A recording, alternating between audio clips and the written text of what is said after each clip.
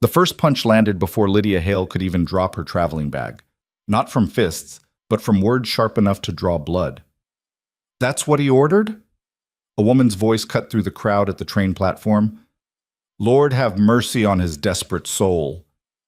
Laughter erupted like gunfire. Lydia's fingers tightened around her worn satchel, her face burning, but she didn't look up. She'd learned long ago that looking up only invited more cruelty.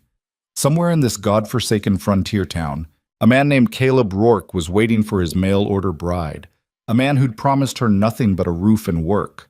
She should have known even that was too much to hope for. Stay with me until the end of this story. Hit that like button and drop a comment telling me what city you're watching from so I can see just how far this journey travels. The platform at Coldwater Station wasn't much more than weathered planks and peeling paint, but it served its purpose. It separated arrivals from the decent folk of town. Lydia stood on those planks now, feeling every eye on her like brands against skin. The train had already pulled away, belching black smoke into the pale October sky, leaving her stranded in a silence thick with judgment. She was 26 years old, plain-faced and broad-shouldered, with hands that showed too many years of hard labor and a figure that had never fit the delicate ideal of femininity. Her dark hair was pulled back severely, revealing a face her own mother had once called unfortunate, strong-jawed, with eyes too direct and a mouth too wide.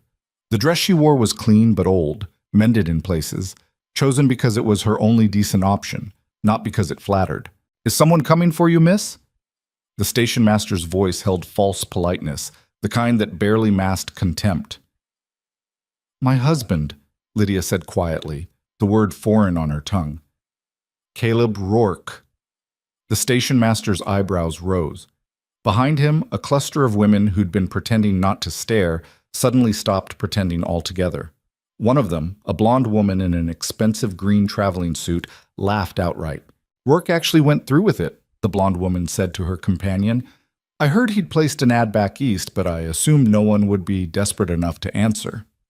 "Apparently desperation has no limits," her companion replied, not bothering to lower her voice. "Though I suppose it works both ways. A man like Rourke can't afford to be particular." Lydia's face burned, but she kept her eyes fixed on the horizon, searching for whoever was meant to collect her. The town of Coldwater spread before her in various shades of brown. Buildings weathered by wind and sun, streets churned to mud by recent rain, mountains rising harsh and unforgiving in the distance. It was a place that looked like it tolerated no weakness, and Lydia wondered if she'd finally found somewhere she might fit, even if the fitting was nothing more than two ill-matched pieces forced together by circumstance. The sound of hooves and wagon wheels broke through the whispers. A man drove toward the station in a wagon that had seen better days, pulled by two horses that looked barely better fed than the vehicle they drew. He didn't hurry. Everything about his approach suggested a man completing an unpleasant but necessary task. Caleb Rourke was not what Lydia had imagined, though she'd tried hard not to imagine anything at all. He was perhaps 35, tall and lean in the way of men who ate irregularly and worked constantly. His face was all hard angles, sharp cheekbones, a jaw that looked like it had been carved with a knife, eyes the color of steel that assessed her with the same enthusiasm one might show a horse of questionable value. He wore work clothes that had been clean once, maybe that morning, but were already marked with dust and sweat. His hands on the reins were scarred and calloused, and he didn't remove his hat when he pulled the wagon to a stop. "Lydia Hale?" His voice was rough, like gravel underfoot. "Yes." He nodded once as if confirming a disappointing suspicion. "Put your bag in the back." No greeting, no welcome, not even a proper acknowledgement that she'd just traveled 800 miles to a complete unknown. Lydia lifted her satchel, everything she owned fit in one bag, and placed it in the wagon bed. When she turned back, Caleb hadn't moved to help her up. "You able to climb up yourself, or you need assistance?" The women on the platform tittered. Lydia felt the weight of their amusement, their satisfaction at watching this graceless transaction. She gripped the wagon side and pulled herself up onto the bench, her movements efficient, if not elegant. Caleb didn't wait for her to settle before he snapped the reins, and the wagon lurched forward. They rode in silence through Coldwater's main street. It was a Saturday, and the town was busy with weekend commerce. Ranchers restocking supplies, women doing their shopping, Men gathered outside the saloon even at this early hour. Every head turned to watch them pass. Lydia kept her eyes forward, but she felt their stares like physical touches, assessing, judging, finding her wanting.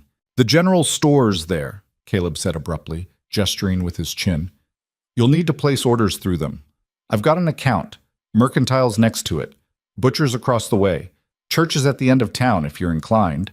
"I'm not." It was the most he'd said since collecting her, delivered in the same flat tone he might use to describe fence posts. Lydia nodded, cataloging the information. "Doctor's office is above the apothecary.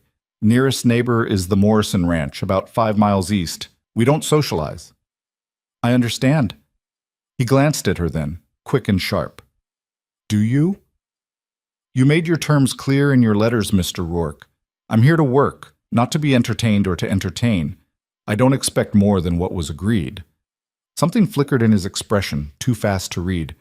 "It's Caleb. No point in formalities." "Caleb," she repeated. He grunted and returned his attention to the road. They left Coldwater behind, and the landscape opened into rolling grassland broken by rocky outcrops and stands of pine.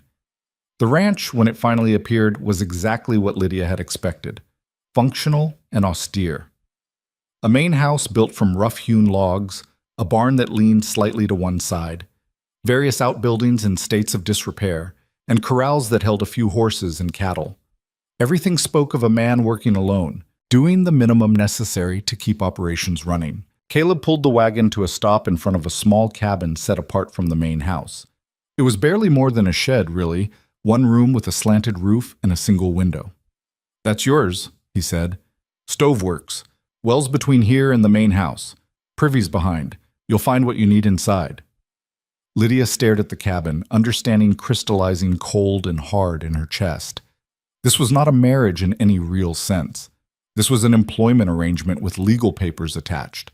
"What about the main house?" "That's mine." Caleb's voice held a warning edge. "You'll take your meals there, do your work there, but you sleep here. That was the arrangement. The letters didn't specify separate living quarters. Then I'm specifying it now." He finally looked at her directly, and his eyes held nothing soft. "I need someone to keep house, cook, handle the indoor work I don't have time for. In exchange, you get food, shelter, and a name that's better than nothing. But I'm not interested in pretending this is something it's not. You want affection or companionship, you came to the wrong place." Lydia held his gaze, refusing to look away first.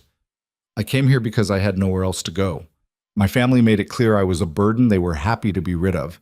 You offered practical terms for a practical arrangement. I don't need affection, Caleb. I need to survive. If that means I work myself to the bone in exchange for food and a roof, then that's better than what I had." For a moment, something almost like respect crossed his features. Then it was gone, replaced by the same harsh indifference. "Good. We understand each other."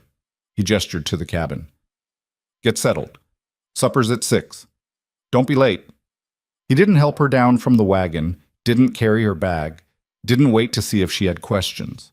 He simply drove the wagon toward the barn, leaving her standing in the dust. Lydia picked up her satchel and walked to the cabin. The door stuck, swollen from moisture, and she had to shoulder it open.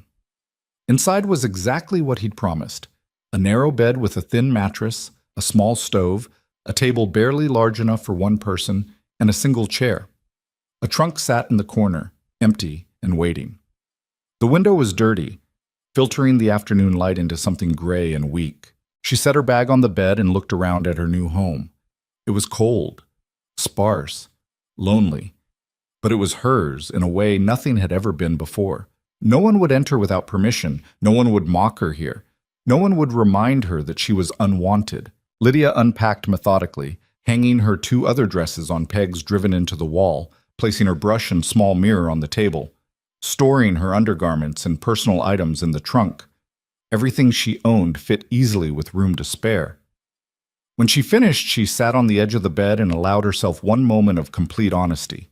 She was terrified. Not of Caleb. His coldness was at least predictable. She was terrified that even this bare minimum existence, would somehow be too much. That she would fail at the one thing she'd always been able to do, work hard enough to justify her presence, that the town's contempt would wear her down until she became what they already believed her to be, worthless. But she'd learned long ago that terror was just another thing to carry, like water or firewood. You didn't have to enjoy it, you just had to keep moving. At 5:30, she left the cabin and walked to the main house. The interior was as rough as the exterior, a large main room that served as kitchen and living area, with two doors leading to what she assumed were bedrooms. Dishes were piled in the sink, the floor was tracked with mud, and everything had the dusty, neglected look of a place where cleaning happened only when absolutely necessary. Caleb was washing up at the basin, his shirt sleeves rolled to his elbows. He didn't turn when she entered. "Pantry's there," he said, nodding toward a door. "Cellar's outside, around back. I usually just fry whatever meat's available and boil some potatoes. You can do better, I expect." It wasn't a question. Lydia surveyed the kitchen with a practiced eye, cataloging what was available, what was missing, what was salvageable. "When did you last have a proper meal?" Define proper. "Something that didn't come from a tin or get fried in the same pan you used yesterday without washing." His mouth twitched, not quite a smile, but close. "Probably spring." Lydia rolled up her sleeves. "Sit down. This will take a while." She expected him to argue, to assert some authority, but he just dried his hands and sat at the rough-hewn table watching her work. She found flour, lard, a few eggs that were probably older than ideal but still usable. In the cellar, she discovered potatoes, onions, and surprisingly a few carrots. Canned goods filled one shelf: beans, tomatoes, peaches. In the pantry, she found spices and salt, and a slab of bacon that needed using soon. She worked in silence, her hands moving through familiar motions. Bacon into the pan, fat rendering down. Potatoes peeled and cut, onions chopped fine, eggs beaten with a splash of water. She made a hash that was simple but substantially better than anything Caleb had described, biscuits that required patience and proper temperature, and strong coffee that actually tasted like coffee instead of boiled dirt. When she set the plate in front of him, Caleb stared at it like he'd forgotten food could look like that. "You know how to cook." It was an observation, not a compliment. "I know how to work. Cooking is part of that." He ate without speaking, methodically clearing his plate. When he finished, he stood, carried his dishes to the sink, and paused. "You'll find what you need for cleaning in the pantry. If something's missing, add it to the list for the general store. I go into town every other Wednesday." He moved toward the door, then stopped. "The work here is hard. I'm up before dawn, usually don't finish until after dark. I don't expect you to keep those hours, but I expect the house kept, meals ready, and supplies managed. If you can handle laundry and mending, that's extra. Questions?" "When do you want breakfast?" 5:30. "I'll be ready." He nodded once and left, his boots heavy on the porch steps. Through the window, she watched him walk back toward the barn, his shoulders set against the coming night. Lydia cleaned the kitchen until it shone, scrubbing away layers of neglect. She found mouse droppings behind the stove and evidence of larger pests in the pantry. The floor needed proper washing, the windows were opaque with dirt, and the cupboards required a complete emptying and reorganization. It was nearly 9 o'clock when she finally finished, her back aching and her hands raw. She walked back to her cabin in darkness, guided by moonlight. Inside, she lit the single lamp and prepared for bed. The mattress was thin and the blankets inadequate for the mountain cold, but she'd slept in worse. She lay down and stared at the ceiling, listening to the wind outside and the settling sounds of an unfamiliar building. Tomorrow would begin her real test. Caleb had made his expectations clear. This was a business arrangement, nothing more. She would work, he would provide, and neither would pretend there was anything else between them. It was honest, at least. More honest than her family's false affection, which had evaporated the moment she became inconvenient. She thought about the women at the train station, their mocking laughter, their satisfied cruelty. She thought about Caleb's assessment of her, cold and practical as evaluating livestock. She thought about the cabin's bare walls and empty spaces, the physical manifestation of her worth. And then she stopped thinking about any of it, because thinking changed nothing. Work changed things. Results changed things.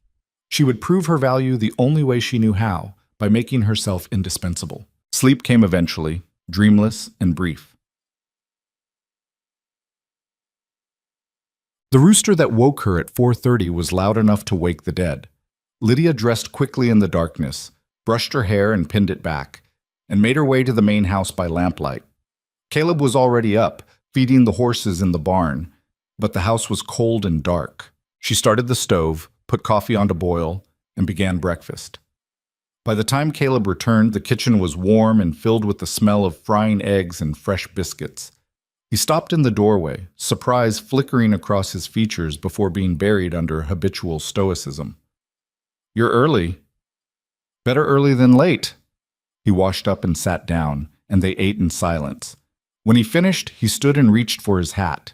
"I'll be working the north pasture today, checking fence lines. Should be back around noon. If you need anything, Morrison's ranch is 5 miles east, you mentioned." He grunted. "Right." He paused at the door again, seeming to struggle with something. "The town, people here talk. They've got opinions about most things and no hesitation sharing them. If you go into town, they'll likely have plenty to say about us. About you." "I'm aware. Just don't let them run you off. That's what they'll try to do." It was the closest thing to concern he'd shown, and it surprised her more than his earlier coldness. "I've survived worse than gossip, Caleb." He studied her for a long moment, then nodded. "I believe you have." After he left, Lydia surveyed her domain. The house was larger than she'd thought. 3 rooms total. The main room, Caleb's bedroom, which she wouldn't enter, and a smaller bedroom that was being used for storage. She started with the main room, moving every piece of furniture, scrubbing floors, beating rugs, washing windows until they actually let in light. She found years of accumulated dirt, broken tools that had been shoved in corners, papers that needed sorting. By noon, when Caleb returned for the midday meal, the transformation was remarkable. He stopped in the doorway and stared. "You did all this in one morning?" "I did what needed doing." She set a plate of beans and cornbread in front of him. "There's more work to be done, but it's a start." He ate slowly, his eyes moving around the room, taking in the changes. When he finished, he didn't immediately leave. "Lydia." Her name sounded strange in his rough voice. "This arrangement we have, I meant what I said. I'm not looking for anything beyond the practical, but that doesn't mean I don't appreciate competent work when I see it." It was probably the closest he'd come to a compliment in years. Lydia nodded. "Understood. If you need anything, tools, supplies, whatever, just say so. I don't expect you to work miracles with nothing." "I'll make a list." He left again, and she returned to her work. By evening, the house looked like a different place entirely. She'd even managed to tackle the storage room, discovering it had potential as a proper pantry or workroom. When Caleb returned for supper, stew made from salt pork and vegetables, with bread she'd managed to bake properly despite the temperamental stove, he ate 3 helpings. "You keep cooking like this, I might actually survive the winter," he said, and there was something almost like warmth in his voice. "That's the idea." The pattern repeated itself over the next week. Caleb worked from dawn to dusk. She transformed the house inch by inch, and they maintained their careful distance. But small things began to shift. He started leaving notes about what needed doing, fence posts that required replacing, tools that needed repair, supplies running low. She started leaving notes in return, questions about his preferences, suggestions for improvements, requests for specific items. They were still strangers, still bound by an arrangement rather than affection, but they were learning each other's rhythms, the give and take of 2 people sharing space without touching. On Wednesday, Caleb went into town for supplies. He took Lydia's list: flour, sugar, better coffee, fabric for new curtains, seeds for a garden she wanted to start in spring.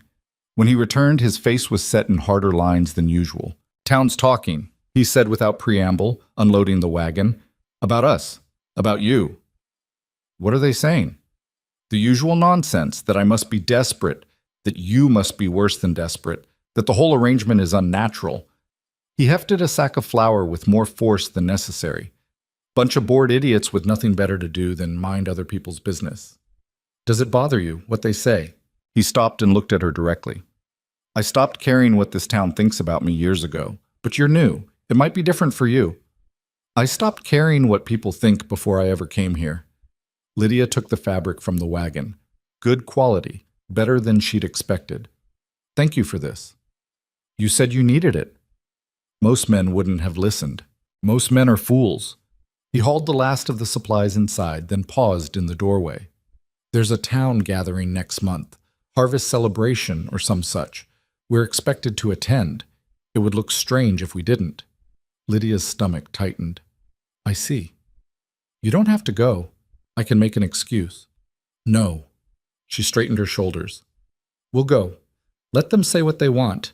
They'll say it whether we're there or not. Something like approval flickered in his eyes. All right then. That night, alone in her cabin, Lydia allowed herself a moment of doubt.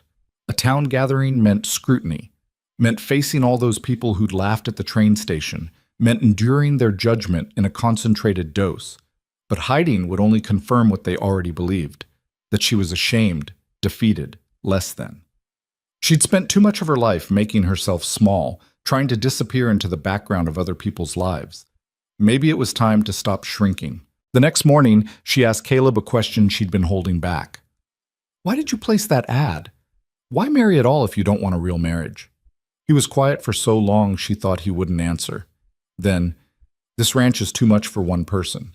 I needed help, but I couldn't afford to hire anyone. And legally, there are things, property rights, inheritance, things that require a wife. He poured himself more coffee. Love is a luxury for people who have time for it. I don't. What happened to make you think that? His jaw tightened. That's not part of our arrangement. Fair enough. But she'd seen something in his expression, a flash of old pain quickly buried.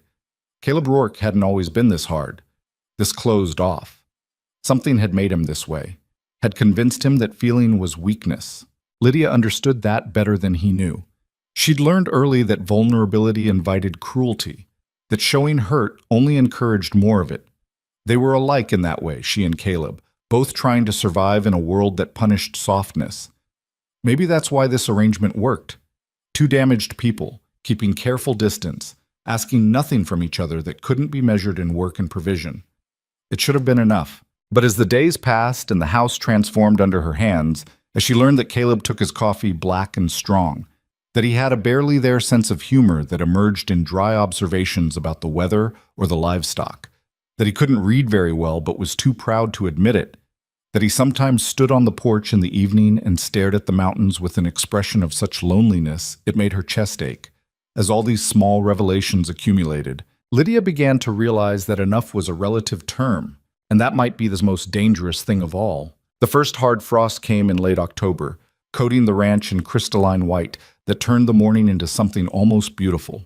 Lydia stood at the window of her cabin, watching her breath fog the glass, and realized she'd been at the Rourke Ranch for nearly a month. 4 weeks of relentless work, careful silence, and a routine that had settled into something almost comfortable. Almost. She dressed quickly in the frigid air and made her way to the main house. Caleb was already in the kitchen, trying to coax life from the stove with hands that were raw from cold and rough use.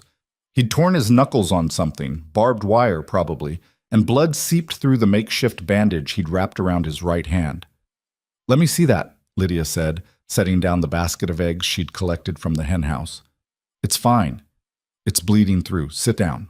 For a moment she thought he'd refuse, assert his independence in that stubborn way he had. But something in her tone, not quite commanding but utterly certain, made him comply. He sat at the table while she heated water and retrieved the medical supplies she'd organized into a proper kit during her first week. His hand was worse than he'd let on.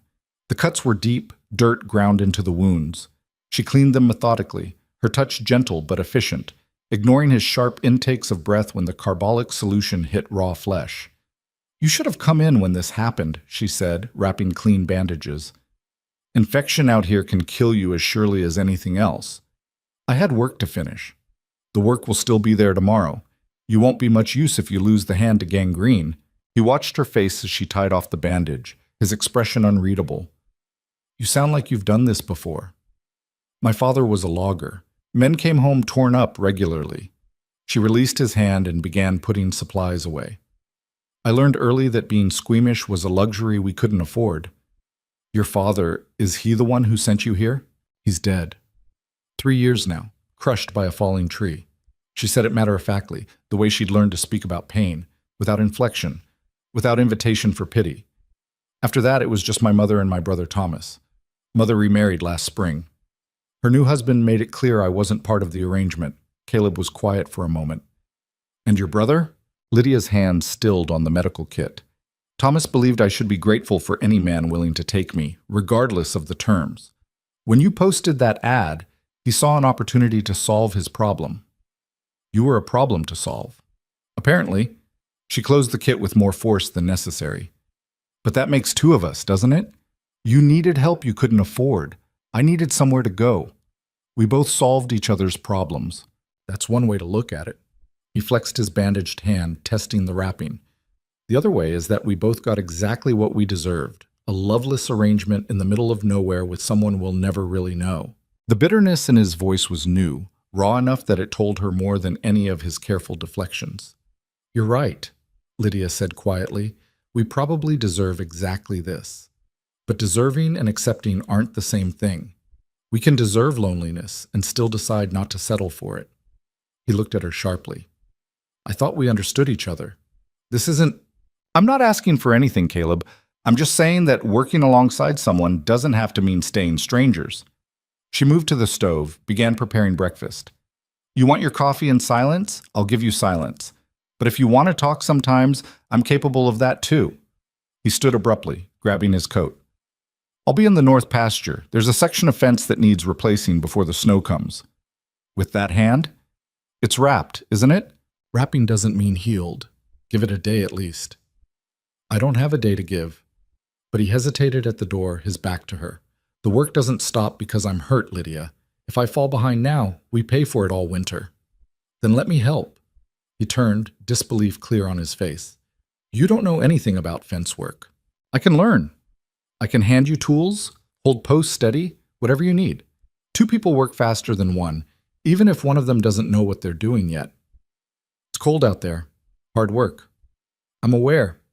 I've been carrying water and chopping wood and managing a household in this cold for weeks. I think I can handle fence posts.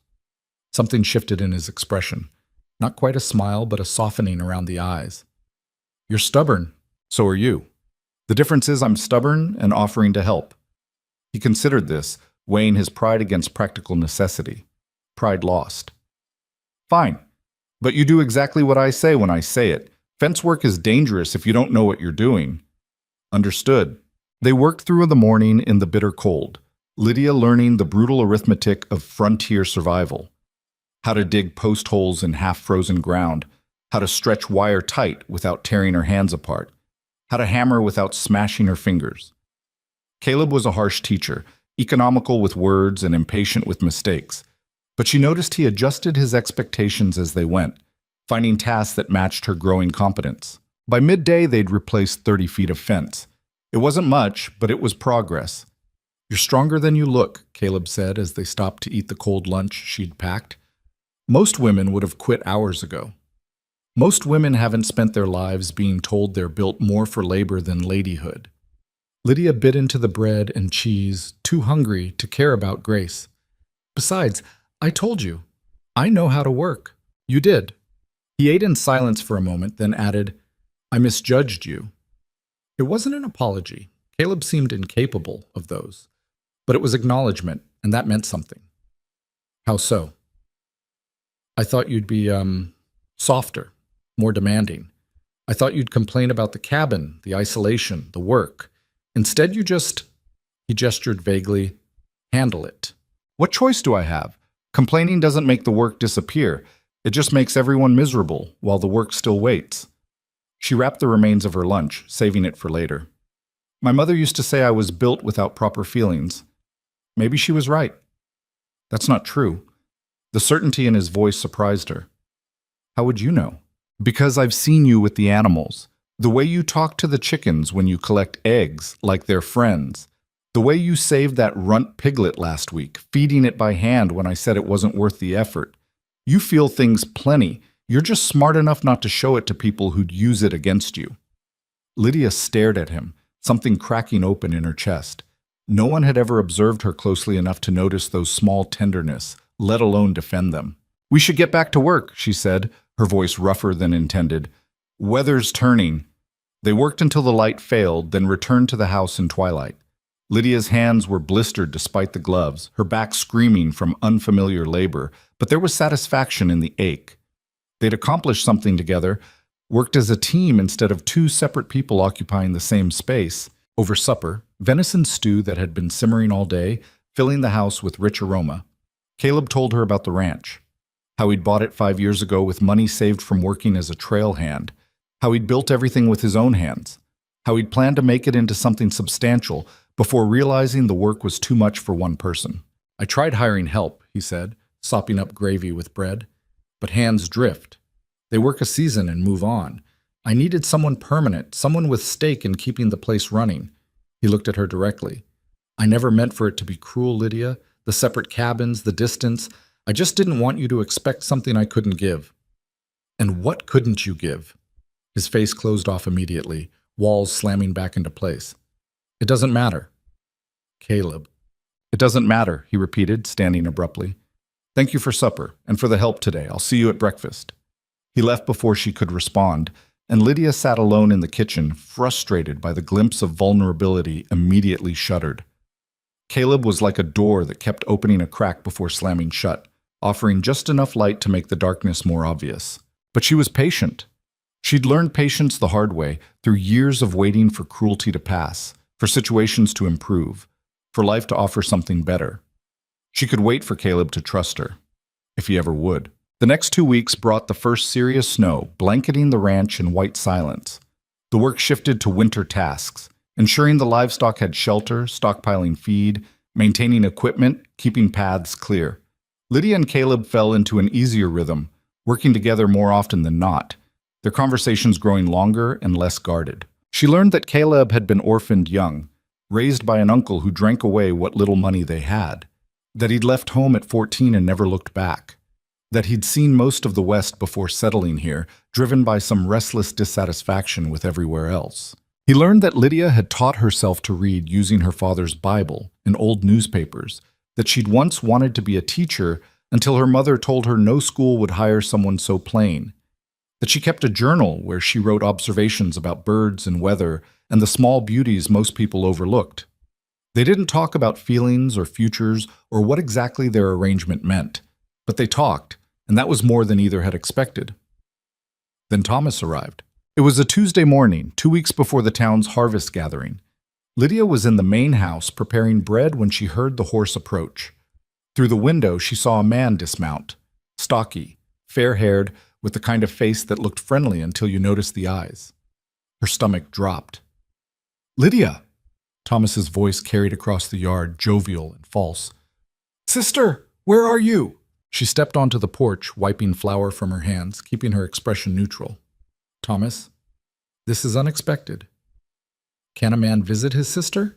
He climbed the steps, reaching to embrace her. She stepped back. You made it clear when I left that we were finished with family obligations. What do you want? His smile hardened. That's a cold greeting. Here I've ridden all this way to check on your welfare, and you treat me like a stranger. You are a stranger. We grew up in the same house, but you never treated me like family. Not after Father died. She crossed her arms.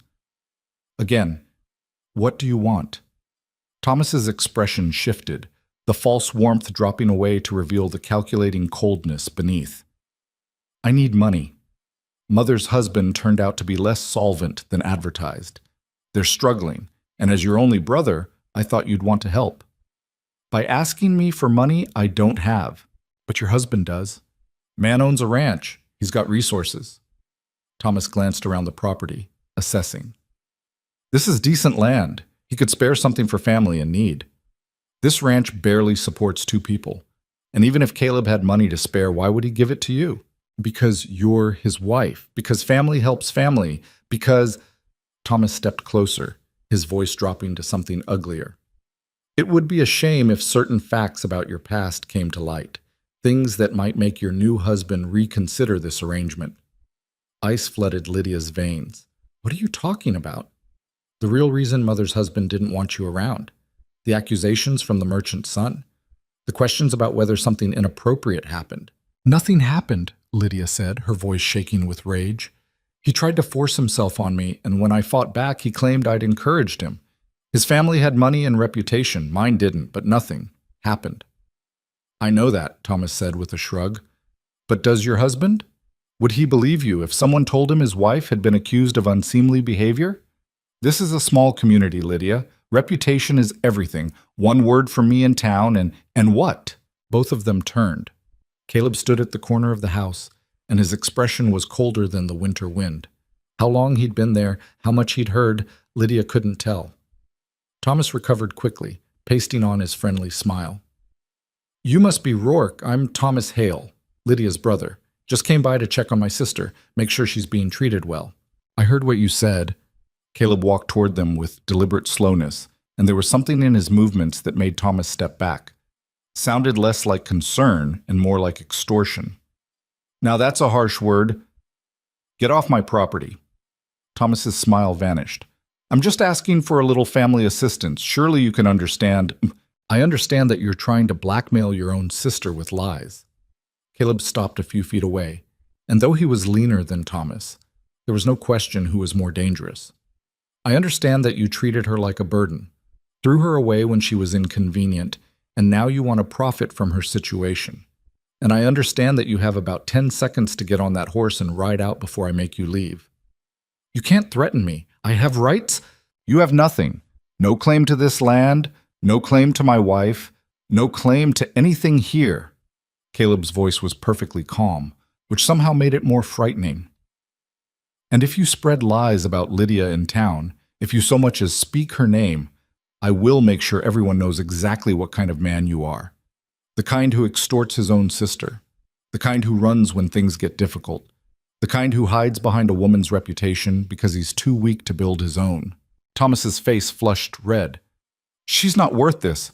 She's plain and useless, and you're a fool for thinking otherwise. Caleb moved fast, grabbing Thomas by the collar and hauling him close. Get out, now! Something in Caleb's eyes must have convinced Thomas he meant it. He jerked away, stumbling toward his horse. You deserve each other, he spat. Two miserable people in this god-forsaken place. I hope you freeze together. He mounted and rode off, kicking his horse harder than necessary. They watched until he disappeared over the ridge. Lydia realized she was shaking, not from fear, from rage and relief, and a dozen other emotions she couldn't name. Caleb turned to her, his expression softening slightly. You all right? He's lying, she said immediately. What he said about the merchant's son, it wasn't true. I know. She stopped. What? I know. I heard enough to understand what really happened. His jaw tightened. And even if I hadn't heard, I know you. You don't have it in you to manipulate or deceive. You're too brutally honest for that. Tears threatened, unexpected, and unwelcome. She blinked them back fiercely. You didn't have to defend me. Yes, I did. Why? This is just an arrangement. You said yourself you didn't want... I said I didn't want affection or pretense, Caleb interrupted. But that doesn't mean I'll stand by while someone tries to hurt you. You're my wife, Lydia. On paper, legally, in the eyes of everyone who matters. That means something, even if it's not what most people would call a marriage. It means I protect you. It means what's mine is yours. And it sure as hell means I don't let your bastard brother threaten you on my property. The fierceness in his voice, the absolute conviction, broke something in her. The tears came despite her best efforts, hot and mortifying. Don't, she said, turning away. Don't be kind to me right now.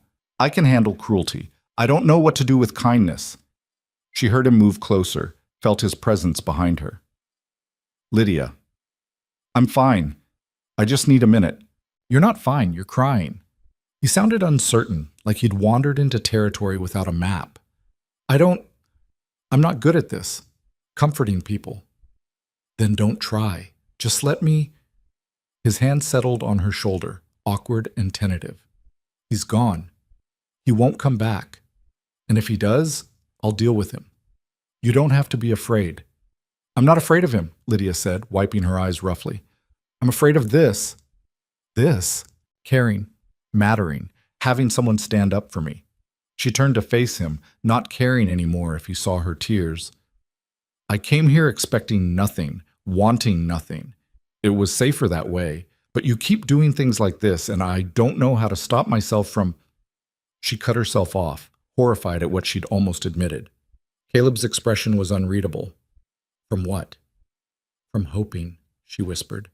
from thinking this might be more than just survival. The silence stretched between them, heavy with everything neither knew how to say.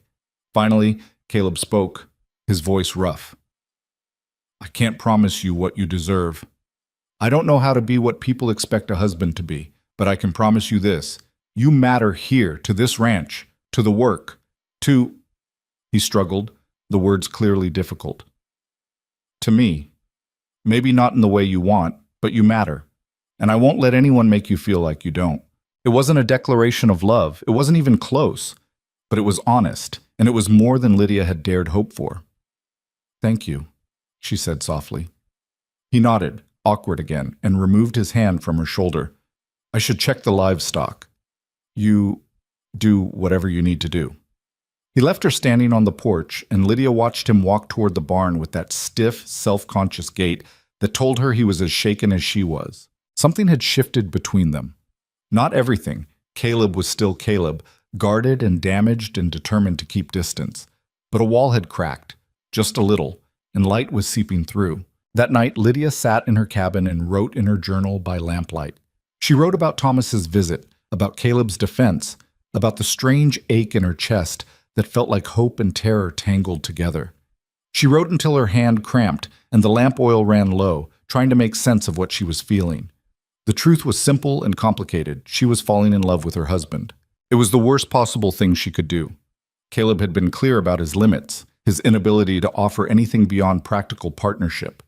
Loving him would only lead to heartbreak, to wanting things he couldn't give, to suffering in silence while pretending she felt nothing. But knowing that didn't stop it from happening. Over the next week, Lydia tried to maintain distance, to rebuild the careful walls she'd let slip. But it was impossible. Every small interaction revealed more of who Caleb was beneath the hardness. The way he left wildflowers on the kitchen table without explanation. The way he'd repaired her cabin's window without being asked. The way he sometimes looked at her when he thought she wasn't watching, with an expression that might have been longing if she let herself believe it. The harvest gathering loomed closer, and with it, the prospect of facing the town together. Caleb reminded her twice that she didn't have to attend, that he could make excuses. Each time, she told him she'd go. She would face them, all of them.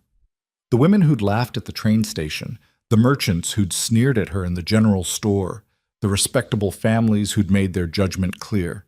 She would stand beside Caleb and let them see that she hadn't broken, hadn't run, hadn't disappeared into the background like they expected. On the morning of the gathering, Lydia put on her best dress, dark blue wool, simple but clean, and pinned her hair carefully. When she looked in the small mirror, she saw the same plain face she'd always seen, the same sturdy body that had never fit anyone's ideal. But she saw something else too, strength, resilience, the kind of beauty that came from surviving. Caleb was waiting by the wagon, wearing what passed as his good clothes, clean pants, a shirt without visible mends, a jacket that was only slightly worn. He helped her up without comment, but his hand lingered a moment longer than necessary. They rode toward town in silence, the air between them charged with unspoken tension. As Coldwater came into view, Lydia felt her courage waver. We don't have to stay long, Caleb said quietly, as if reading her thoughts. We make an appearance, show we're not hiding, then leave. All right? And Lydia? He looked at her directly. Whatever they say, whatever they do, you're worth 10 of them. Don't forget that.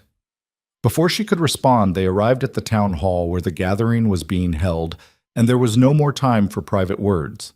The judgment was about to begin. The town hall blazed with lantern light, warm and inviting against the November cold. Through the windows, Lydia could see people already gathered inside.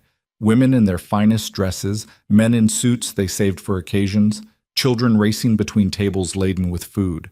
It looked festive, welcoming, like something from a life she'd never been part of.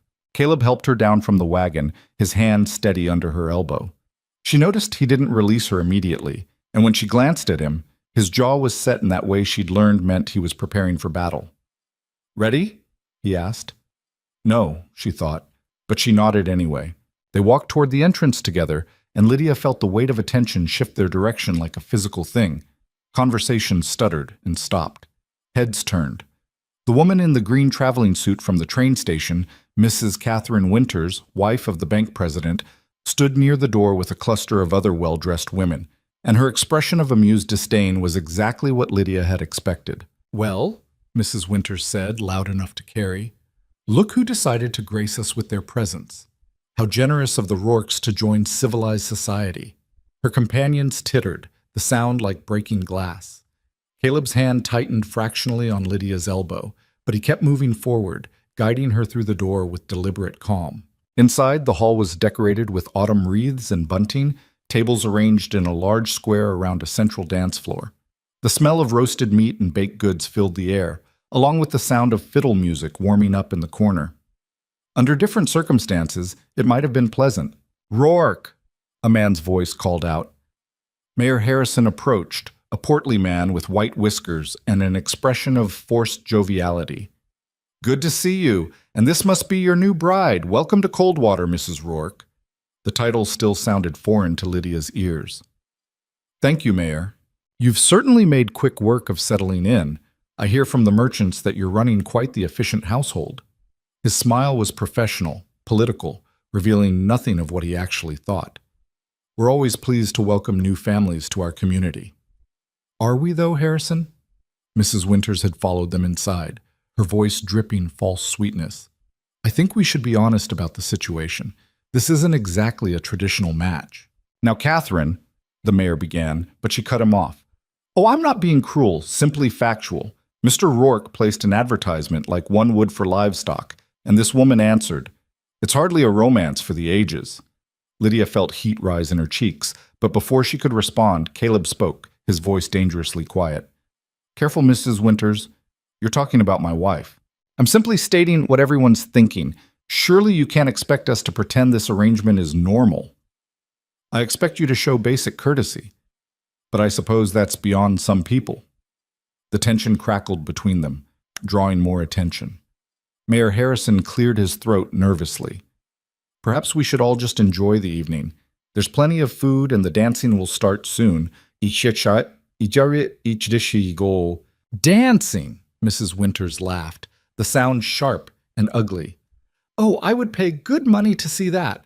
Though I imagine Mr. Rourke chose a mail-order bride specifically to avoid having to dance with her in public." Several people gasped. Lydia felt the words hit like physical blows, each one finding the soft places she'd tried so hard to armor. Around them, more people had stopped to watch, sensing drama the way vultures sensed death. Caleb turned to face Mrs. Winters fully, and something in his expression made her step back. "You have something to say about my wife. You say it to both of us.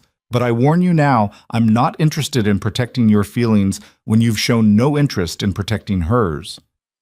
"I'm not the one who should be embarrassed," Mrs. Winters said, recovering her composure. "I'm a respectable woman with a proper marriage. I'm not the one who had to be purchased like..." "Like what?" Lydia's voice surprised her with its steadiness. She'd stayed quiet through most of the exchange, falling into old patterns of letting abuse wash over her. But something in Mrs. Winters's smug certainty sparked rage instead of shame. "Say what you mean, Mrs. Winters. Don't hide behind implication." Mrs. Winters's eyes widened slightly, clearly unused to being challenged. "I simply mean that some of us married for love, not desperation." "You married Walter Winters for his bank account," said a dry voice from near the refreshment table. An older woman in a severe black dress stepped forward, her expression sardonic. "Everyone in this room knows it, dear, even if we're too polite to say it. You were 18 and poor, he was 50 and rich, and you've spent the last decade pretending it was a fairy tale."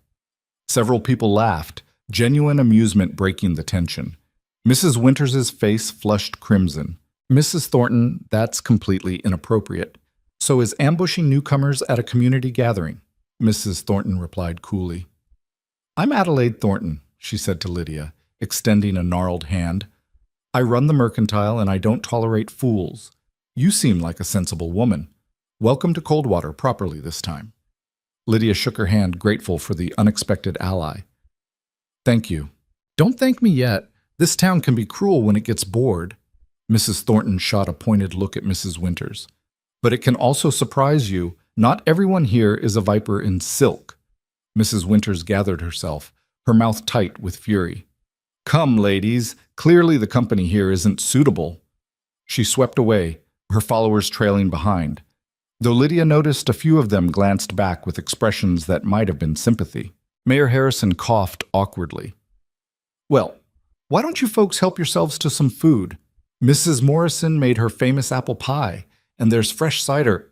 "We're fine, Harrison," Caleb said tersely. He guided Lydia toward a table in the corner, away from the crowd, his hand never leaving her elbow.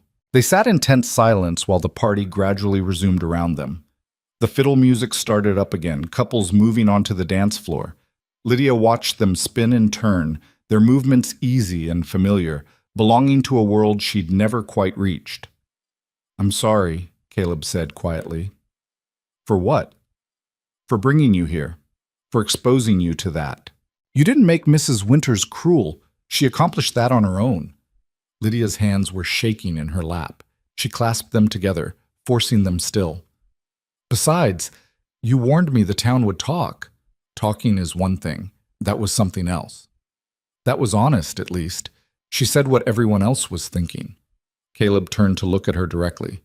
"Is that what you believe? That everyone sees you the way she does? Don't they?" Lydia gestured around the room. "Look at them, Caleb. These are people with real marriages, real families. They dance together and laugh together and share lives that actually mean something. What do we have? A business arrangement and separate cabins." "That's not," he started, then stopped, his frustration evident. "It's more complicated than that." "Is it? Because from where I'm sitting, Mrs. Winters was right. You did place an advertisement like you would for livestock. I did answer out of desperation, and we are pretending this is something it's not." "What do you want me to say, Lydia?" "I want you to tell me I'm wrong. I want you to tell me that there's something here worth defending beyond legal papers and property rights. But you can't, can you? Because you've been clear from the beginning that this is all you can offer." The music swelled around them, cheerful and mocking. Caleb's expression was anguished, caught between honesty and something else he couldn't name. "I don't know how to give you what you want," he said finally. "I don't know how to be what you deserve. I'm not asking you to be anything. I'm asking if you feel—" "Mr. and Mrs. Rourke!"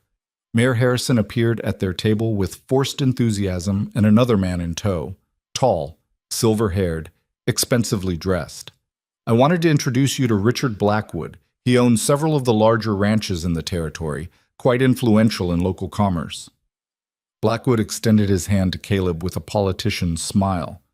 "Rourke, I've heard about your spread north of town. Decent land if you can manage it properly." "I manage fine," Caleb said, his tone flat. "I'm sure you do.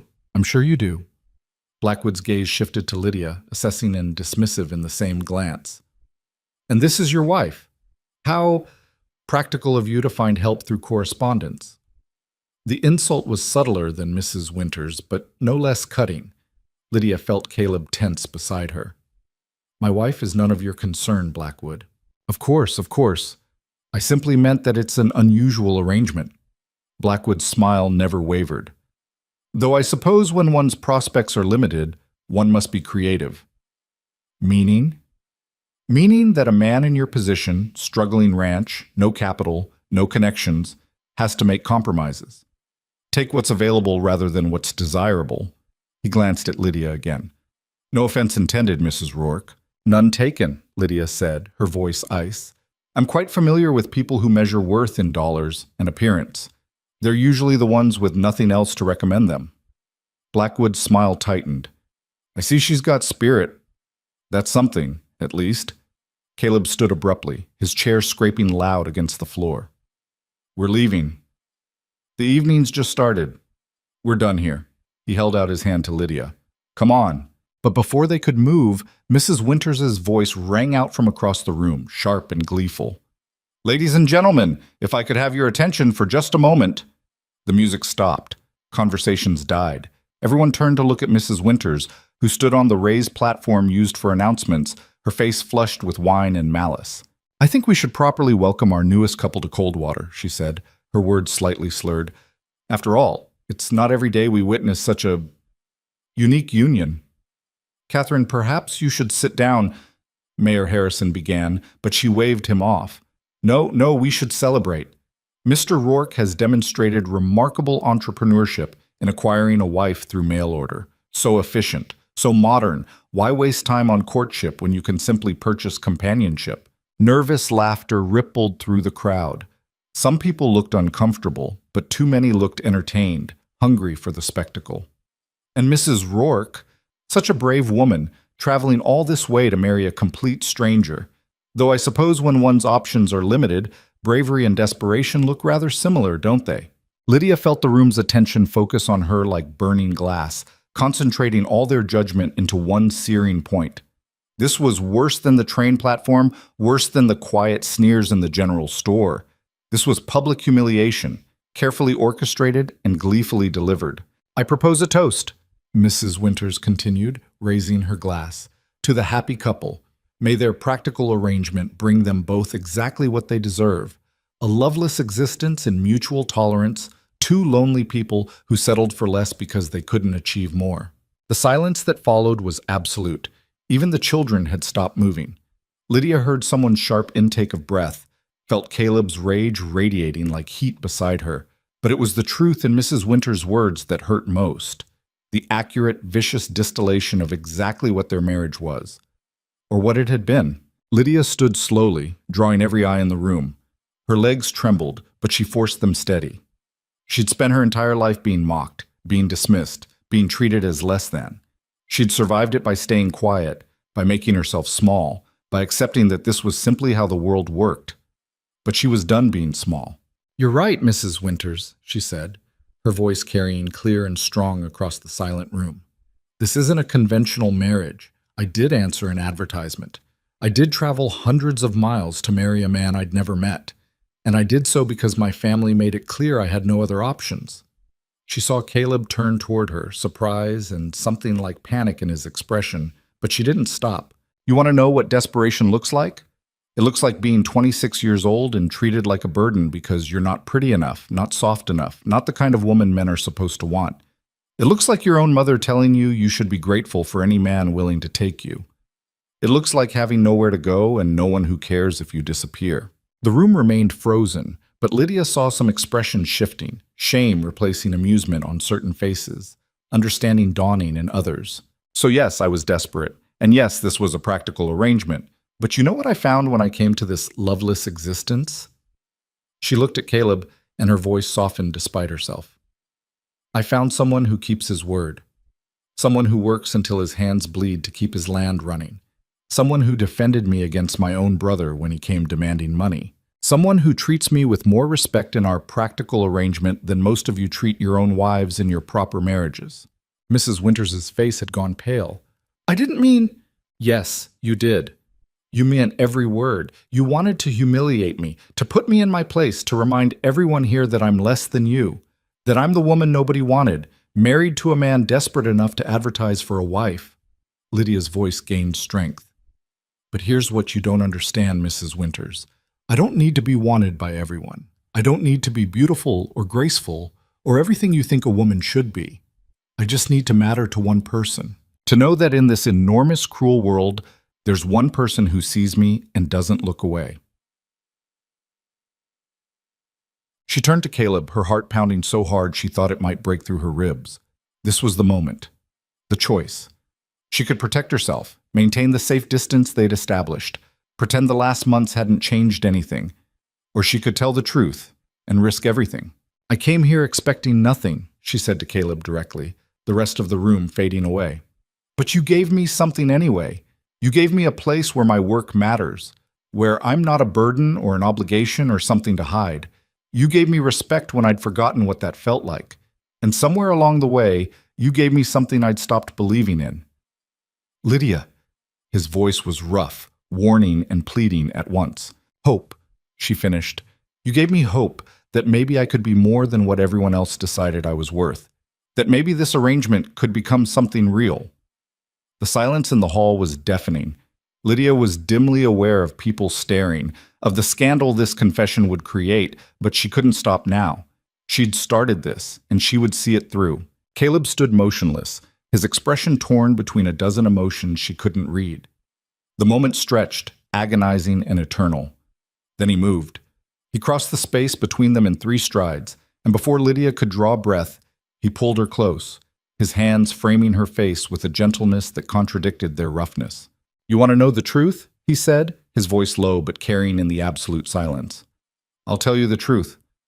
I placed that advertisement because I was lonely, because I'd convinced myself I could live without connection, without someone to share this life with, because I was a coward who couldn't admit I needed more than just land and work." His thumbs brushed her cheekbones, and Lydia saw tears gathering in his eyes. "When you stepped off that train, I saw exactly what I expected. Someone plain and desperate, someone I could keep at arm's length, someone who wouldn't demand anything I couldn't give." His voice cracked. "But you weren't what I expected. You were stronger, braver. You took my scraps and made something from them. You worked until you couldn't stand and never complained. You looked at this harsh, ugly life and didn't run from it. Caleb, I fell in love with you," he said, and the words hit like thunder. "Somewhere between the fence posts and the morning coffee, between your terrible jokes about the chickens and the way you hum when you think no one's listening, I fell in love with you, and it terrified me because I'd convinced myself I was too broken for that, too damaged, too used to being alone." Lydia's tears came freely now, hot and unstoppable. "Why didn't you tell me?" "Because I didn't think I deserved you. Because I thought you'd be better off with the arrangement we'd made than with the mess I actually am. Because I'm a fool who spent so long protecting himself that he forgot what it felt like to let someone in." He leaned his forehead against hers, his breath warm on her face. "But I'm done pretending. I'm done with separate cabins and careful distance and acting like you're just hired help. I love you, Lydia. I love your strength and your stubbornness and the way you refuse to let this world break you. I love you, and I'm sorry it took me this long to say it." The room erupted. Some people gasped, others murmured in shock. A few actually applauded. But Lydia heard none of it. She heard only Caleb's ragged breathing, felt only his hands trembling against her face, saw only his eyes, those steel-gray eyes that had been so cold when she first arrived, now burning with something that looked remarkably like joy. "I love you too," she whispered. "I tried not to. I tried to be practical, to protect myself. But I love you." He kissed her then, right there in front of everyone. And it was nothing like Lydia had imagined a first kiss would be. It wasn't gentle or practiced or smooth. It was desperate and clumsy and real, tasting of salt from their tears and months of longing they'd both tried to deny. When they finally broke apart, the room had descended into chaos. Some people were crying. Mrs. Thornton was dabbing at her eyes with a handkerchief. Others were arguing in fierce whispers. Mrs. Winters looked like she'd swallowed something poisonous, her face a mixture of rage and humiliation. But Blackwood's expression was the most concerning. His jaw was tight, his eyes calculating, and when he caught Caleb looking at him, something cold and vindictive passed across his features. "How touching," Blackwood said, his voice cutting through the noise. "Truly, a performance worthy of the stage. But I wonder, Rourke, if you've considered the consequences of this little declaration." Caleb kept his arm around Lydia, pulling her close. "What are you talking about?" "I'm talking about the loan your ranch is built on. The one held by Winters Bank, where I happen to be a majority investor." Blackwood's smile was sharp as a knife. "I'm talking about your reputation in this community, which, as of tonight, has become quite complicated." Mayor Harrison pushed forward, his face anxious. "Now, Richard, there's no need to bring business into this. On the contrary, Harrison, business is exactly what this is." Blackwood addressed the room at large, his voice carrying the weight of money and influence. "Coldwater is a respectable town. We have standards, expectations. We can't have people making spectacles of themselves, airing personal matters in public gatherings. It reflects poorly on all of us." "We didn't make a spectacle," Lydia said firmly. "Mrs. Winters did that when she decided to humiliate us for entertainment." "I was simply speaking the truth," Mrs. Winters began, but her husband, a portly man who'd been silent until now, cut her off. "Catherine, that's enough. You've caused sufficient trouble for one evening." His wife gaped at him. "Walter, you can't possibly." "I said enough." Walter Winters' voice held unexpected steel. He looked at Caleb and Lydia with something like apology. "My wife sometimes forgets that cruelty disguised as honesty is still cruelty. I apologize for her behavior." Blackwood's expression darkened. "Winters, are you actually defending this circus?" I'm defending common decency, Walter replied, something my wife seems to have misplaced this evening. The room was dividing, Lydia realized. Some people were clearly on Blackwood's side, the wealthy, the influential, those who valued respectability above all else. But others were shifting, uncomfortable with the direction things had taken. Mrs. Thornton stood with her arms crossed, glaring at anyone who met her eyes. Several younger couples whispered among themselves, their expressions sympathetic. Even Mayor Harrison looked torn, caught between powerful interests and basic fairness. "This isn't over, Rourke," Blackwood said softly, dangerously. "You've made your choice tonight. Now you'll live with the consequences." He strode out of the hall, several of the wealthier ranchers following him. Mrs. Winters started to leave as well, but her husband caught her arm, holding her in place with a grip that suggested they'd be having words later. The party resumed awkwardly, people returning to their conversations in subdued tones. The fiddle started up again, but no one danced. Lydia felt exhausted, emotionally wrung out, but also lighter than she'd been in months, maybe years. Caleb guided her toward the door, nodding briefly to Mrs. Thornton as they passed. "You've got courage, girl," the old woman said. "Both of you do. Don't let the bastards grind you down." "We won't," Caleb replied. Outside, the night air was cold and clean, washing away the stuffiness of the hall. They walked to the wagon in silence, and Caleb helped her up before climbing up beside her. "That was reckless," he said finally, snapping the reins. "I know. Blackwood's dangerous. He's got influence, money, connections. He could make things very difficult for us. I know. We might lose the ranch. Everything I've worked for could disappear because I couldn't keep my mouth shut for one more evening." Lydia looked at him in the moonlight, at the strong line of his jaw and the worry etched in his features. "Do you regret it?" He was quiet for a long moment, the horse's hooves providing rhythm to the silence. Then he reached over and took her hand, lacing their fingers together. "Not for a second." They rode home under a sky full of stars, their hands joined, their future uncertain, but finally, truly, theirs. Whatever came next, they would face it together. The first letter arrived 3 days after the harvest gathering, delivered by a tight-lipped clerk from Winter's Bank who wouldn't meet Caleb's eyes. Lydia watched from the kitchen window as her husband opened it on the porch, saw his shoulders stiffen, his jaw clench. When he came inside, his face was carved from stone. "What is it?" she asked, though dread already pooled in her stomach. "Notice of loan review."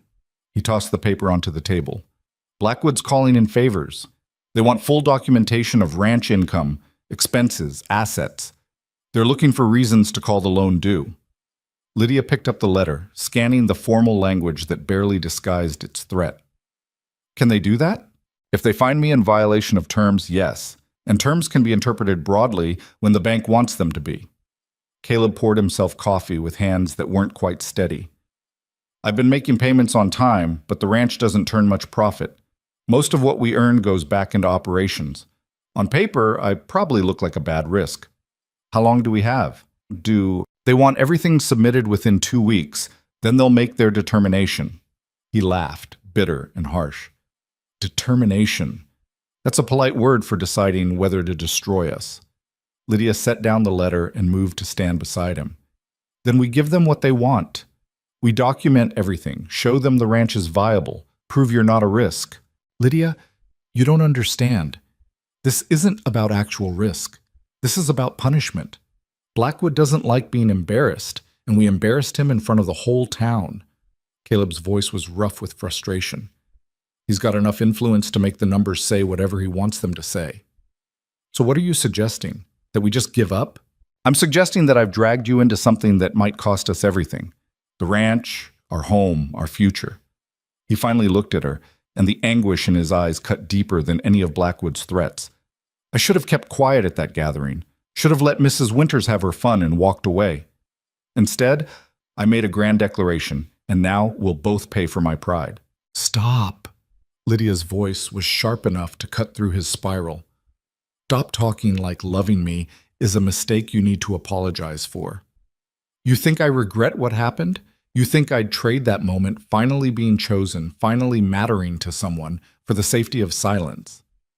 You might when we're homeless. Then we'll be homeless together, but we won't go down without fighting." She grabbed his hands, forcing him to feel her certainty. You've spent 5 years building this ranch from nothing. You've survived droughts and harsh winters and loneliness that would have broken most men. You think I'm going to let Richard Blackwood take that away because he got his feelings hurt? Something flickered in Caleb's expression. Not quite hope, but not complete defeat either. What do you suggest? We start by doing exactly what they asked. Document everything, but we also find allies.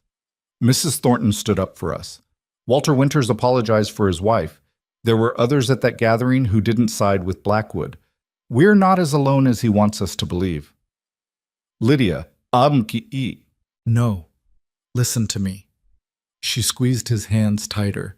You told me once that I don't have to be wanted by everyone. I just need to matter to one person.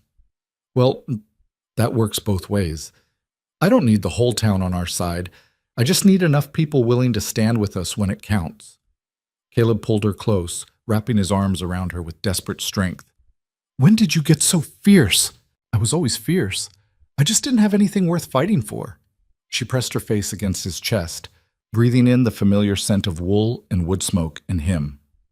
Now I do. They spent that evening going through Caleb's records, such as they were. 5 years of receipts stuffed in boxes, accounts scribbled in ledgers with Caleb's uncertain handwriting, bills of sale and purchase orders mixed together without organization. Lydia spread it all across the kitchen table and began the tedious work of making sense of chaos. You've been tracking this? She asked, holding up a page of numbers that seemed to represent livestock sales. After a fashion, I'm not good with letters and numbers, never had much schooling. That's why you always ask me to read the supply lists. It wasn't a question. She'd noticed his hesitation around written words, the way he'd memorize rather than read. Why didn't you tell me? Shame, I suppose. It seemed like one more thing I was failing at. He sat across from her, looking older in the lamplight. My uncle didn't believe in education, said work was all a man needed. By the time I left, I'd missed too much to catch up. Lydia's heart ached for the boy he'd been, denied even basic tools to navigate the world. I could teach you if you wanted. At my age? Reading doesn't have an age limit, neither does learning. She pulled one of the ledgers closer. Besides, if we're going to save this ranch, we need to present these numbers properly. That means organizing them into something the bank can't twist against us. They worked late into the night, Lydia creating order from disorder while Caleb filled in gaps from memory. The picture that emerged was better than he'd thought. The ranch had actually turned modest profits 3 of the last 5 years, enough to cover the loan payments with some left over for improvements. The problem was that everything was reinvested immediately, making it look like they were barely surviving when in truth they were building equity. This is good, Lydia said as the clock struck midnight. This shows growth, sustainability. You've increased your herd by 40%, improved the land, added infrastructure. On paper, this is exactly what a bank should want to see. On paper isn't reality, not when Blackwood's already decided how this ends. Then we change his mind, or we go over his head. Caleb looked at her with weary affection. You don't give up, do you? Not when the stakes are this high. The second letter came a week later, this one from Mayor Harrison requesting a meeting. Caleb went into town alone, over Lydia's protests, and returned hours later with news that was somehow worse than she'd feared. Blackwood's been busy, he said, slumping into a chair. He's convinced half the town council that we're a disruptive influence, morally questionable, bad for Coldwater's reputation. Based on what? Loving each other? Based on the spectacle at the harvest gathering, the public display, the unconventional nature of our marriage. Caleb's voice was flat, defeated. He's framing it as a question of community standards. Says if we allow this kind of behavior, what's next? Where do we draw the line? That's absurd. We didn't do anything wrong. We challenged the social order, made people uncomfortable, forced them to question their own arrangements. He rubbed his face tiredly. Harrison's sympathetic, but he's also political. He won't take a stand that costs him support. So he'll sacrifice us to keep the peace. Essentially, yes. Lydia felt rage building, hot and righteous. And the loan review? Still proceeding. Harrison said the bank's within their rights to ensure borrowers are financially stable. He can't interfere with legitimate business practices. Caleb's laugh was hollow. Legitimate. As if any of this is about legitimate concerns. What did Harrison suggest we do? Apologize, publicly, Admit we were inappropriate. Promise to conduct ourselves more decorously in the future. Caleb met her eyes, and she saw the answer there before he spoke. He suggested you might be more comfortable in town, living separately until things settle down. The air left Lydia's lungs. He wants us to go back to the arrangement we had, pretend nothing changed. He wants the appearance of propriety, the illusion that we've learned our lesson and returned to acceptable boundaries. No. The word came out harder than she intended. No, we're not doing that. Lydia, if we don't, what? They take the ranch? Fine, let them take it, but I will not stand in front of that town and apologize for loving you. I will not pretend that what we have is shameful or wrong or something that needs to be hidden. Her voice shook with fury. I spent 26 years making myself smaller, quieter, less than I was, trying to fit into spaces that were never meant for me. I'm done shrinking. Caleb stood and pulled her into his arms, and she felt him trembling. I can't ask you to give up everything for pride. It's not pride, it's dignity. It's refusing to let them dictate who we're allowed to be. She pulled back to look at him. You told me once that you stopped caring what this town thinks. Did you mean it? Yes. Then prove it. Stand with me, even if it costs us the ranch. He searched her face for a long moment, then nodded slowly. All right, we do this together, whatever comes. The third letter arrived the following morning, hand-delivered by Walter Winters himself. He stood on the porch looking uncomfortable, his hat crushed in his hands. Mrs. Rourke, Mr. Rourke, I hope I'm not intruding. Mr. Winters. Caleb's voice was wary. This is unexpected. I imagine it is, given circumstances. Walter shifted his weight. May I come in? What I have to say shouldn't be discussed on the porch. They led him into the kitchen, where Lydia poured coffee nobody wanted. Walter sat heavily, suddenly looking every one of his 60-some years. I'm here in an unofficial capacity, he began. What I tell you doesn't leave this room. All right, Caleb said slowly. Blackwood's pushing hard to call your loan. He's got support from some of the wealthier ranchers who see you as competition, or who simply don't like boats being rocked. Walter sipped his coffee, grimacing. But he doesn't have unanimous support. There are those of us who think this has gone too far. Lydia leaned forward. Us? Myself? Adelaide Thornton? A few others? We've watched Blackwood bully this town for years, using his money and influence to bend things his way. Most times we go along because it's easier, but this, he gestured vaguely. This feels different, more personal, more cruel. Why are you telling us this? Caleb asked. Because you should know you're not without friends, even if we haven't been brave enough to say so publicly. Walter pulled a folded paper from his jacket. This is the bank's internal assessment of your loan. I'm not supposed to have it, and you definitely didn't get it from me. Caleb unfolded the paper, scanning the contents with Lydia reading over his shoulder. The assessment was surprisingly positive. The ranch was deemed viable, the loan secure, the risk minimal. At the bottom, in a different hand, was a note. Despite financial soundness, recommend calling loan due to borrower's questionable character and potential negative impact on bank's reputation. Blackwood added that last part, Walter said. The actual financial analyst said you're fine, but he's overruling them based on moral grounds. Can he do that? Lydia asked. He's the majority investor. He can do whatever he wants, practically speaking. Walter finished his coffee. But he needs the town council to back his play, to make it look legitimate rather than vindictive. That's where the fight is. And you think we can win that fight? I think you have a chance, a small one, but a chance nonetheless. Walter stood, retrieving his hat. There's a council meeting in 3 days, public comment period. If you can make your case there, if enough people speak up, Harrison might find the courage to stand against Blackwood. Might, Caleb repeated. That's not much to bet everything on. It's what you've got. Walter moved toward the door, then paused. For what it's worth, I'm sorry. About my wife, about how you've been treated. Catherine's always been cruel to those she sees as beneath her, but I've enabled it by staying silent. That ends now. After he left, Lydia and Caleb sat in stunned silence, processing this unexpected development. Do you trust him? Lydia asked finally. I don't know. Could it be a trap, trying to get us to make fools of ourselves at the council meeting? Or it could be genuine, a real chance to fight back. Caleb studied the assessment paper. Even if it's genuine, it's a long shot. We'd be going up against the most powerful man in the territory, in a public forum where he controls half the voices. So we control the other half. Lydia stood decisively. Mrs. Thornton's on our side, Walter Winters is on our side. There were others at that gathering who looked sympathetic. We spend the next 3 days finding them, building support, making sure our story gets heard. You make it sound simple. It's not simple. It's necessary.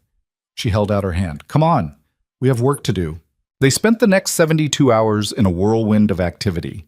Lydia visited Mrs. Thornton at the Mercantile, who proved to be a formidable ally with strong opinions and extensive connections. Together they identified families who'd shown sympathy or who had their own grievances with Blackwood's heavy-handed control of the town. Caleb spoke to neighboring ranchers, finding surprising support among those who felt threatened by Blackwood's expanding influence. Not everyone was receptive. Some shut doors in their faces, unwilling to risk Blackwood's displeasure. Others listened politely but made no commitments. But enough people agreed to attend the council meeting to consider speaking up that something like hope began to build. The morning of the meeting, Lydia stood before the small mirror in what was now their shared bedroom. She'd moved out of the cabin the day after the harvest gathering and tried to calm her racing heart. She'd chosen her best dress, pinned her hair carefully, but she still saw the same plain face, the same sturdy body that had always invited dismissal. "You're beautiful," Caleb said from the doorway.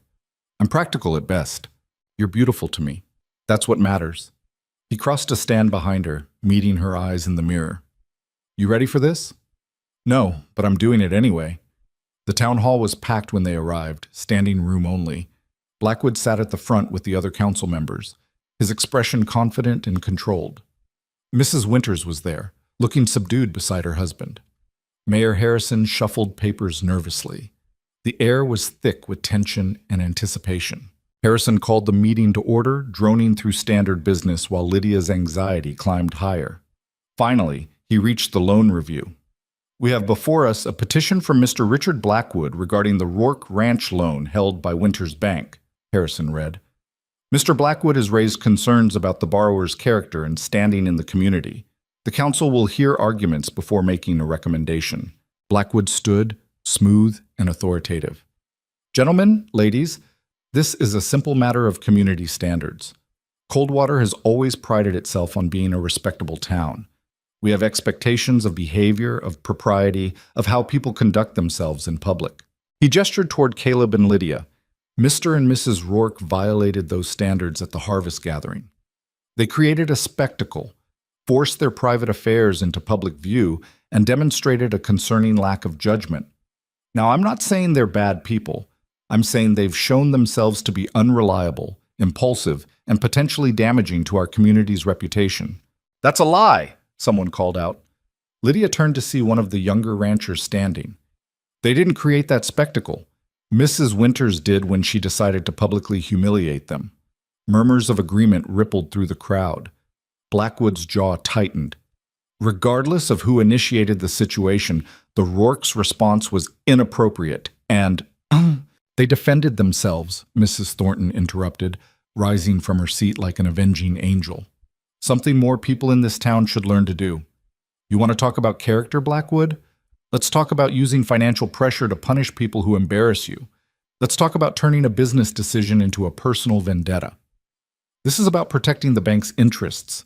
This is about protecting your ego," Walter Winters said, standing beside his wife, who looked like she wanted to disappear. "I've seen the financial assessment. The Rourke loan is sound. This action is purely retaliatory, and I won't be party to it." The room erupted in conversation, people taking sides, arguing across the aisles. Harrison banged his gavel futilely. "Order! We need order!" Caleb stood, and something in his bearing made the room gradually quiet. "May I speak?" Harrison hesitated, then nodded. "The floor recognizes Mr. Rourke." Caleb moved to the front, and Lydia saw his hands trembling slightly. Public speaking terrified him. He'd admitted as much during their preparation, but he stood straight, his voice carrying clear and strong. "I'm not an educated man. I can barely read, and I'm not good with fancy words. But I know right from wrong, and what's happening here is wrong." He looked directly at Blackwood. "You want to take my ranch because I embarrassed you, not because I can't pay my debts, not because I'm a risk to the bank. but because I chose my wife over your approval. That's not, Blackwood began, but Caleb continued. I've worked that land for 5 years, broke my back turning scrub into something productive, built everything with my own hands, paid every debt on time, asked nothing from this town except to be left alone. His voice grew stronger. Then I met Lydia, and she showed me that being alone wasn't the same as being strong, that asking for help wasn't weakness, that loving someone was worth more than protecting yourself. He turned to address the room at large. Maybe we did make a spectacle. Maybe we should have been quieter, more private, more appropriate. But you know what? I'm not sorry. For the first time in my life, I chose something that mattered over something that was easy. I chose love over loneliness. And if that makes me unsuitable for your community, then your community's standards need examining, not my character. Applause broke out from several corners. Blackwood's face darkened. Touching speech, Rourke, but the fact remains that you're a bully, Lydia said, rising to stand beside Caleb. She hadn't planned to speak, but the words came anyway. You use your money and power to control people, to punish anyone who doesn't fit your vision of how things should be. Well, I don't fit. I never have. I'm plain and strong and too direct, and no amount of pretending will change that. She looked around the room, meeting eyes that had judged her, dismissed her, mocked her. But I'm also honest. I work hard. I keep my word. And I love my husband with everything I have. If that's not enough for Coldwater, then Coldwater can go to hell. Gasps and shocked laughter. Harrison's gavel banged again, but Lydia wasn't finished. You want to take our ranch? Fine. Do it. But you'll have to live with knowing you destroyed 2 people who were trying to build something real, something good, just because they didn't perform propriety the way you demanded. You'll have to live with being exactly the kind of people who drive out anyone who challenges your comfortable lies about what makes a good marriage or a respectable life. She grabbed Caleb's hand. We're done justifying ourselves to you. Done begging for acceptance. We came here tonight because Walter Winters said we had a chance, that some of you might have the courage to stand up to Blackwood. But if you don't, if you let him do this, then you're all complicit. Every one of you who stays silent is telling him that fear matters more than fairness. The silence that followed was absolute. Then, slowly, Walter Winters stood.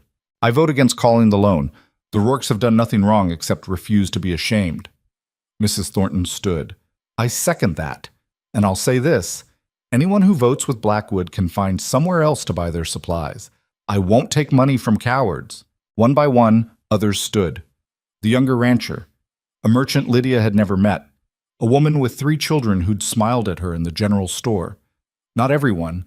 Many remained seated, unwilling to take sides. But enough stood that Blackwood's certainty began to crack. Harrison counted quickly. That's a majority against the petition. The council cannot recommend calling the loan.